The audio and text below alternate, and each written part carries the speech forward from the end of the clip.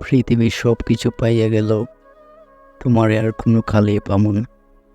এই একখান আফসোস আমার সারা জীবন পুরাইব।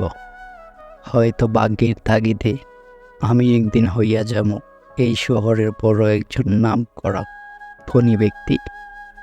হয়তো সেদিন টাকা পয়সা গাড়ি বাড়ির কোনো অভাব থাকবে না, কিন্তু সেই দিন এত কিছুর মাঝে একটা অভাব থাকবে, তোমার আফসোস থাকবে তোমাকে না পাওয়ার।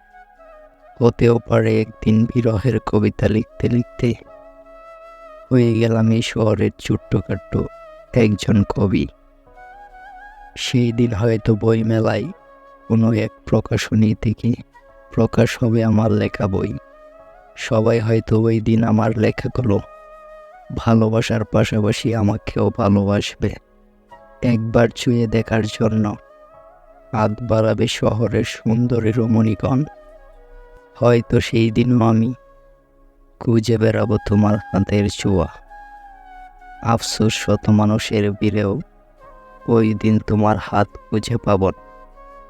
সেই দিন হয়তো আমার কোনো কিছুর অভাব থাকবে না, ভালোবাসার কিংবা প্রিয়জনের।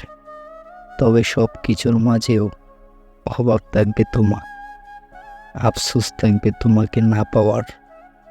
মনে আফসোস নিয়ে কেউ কোনোদিন সুখী হতে পারে না।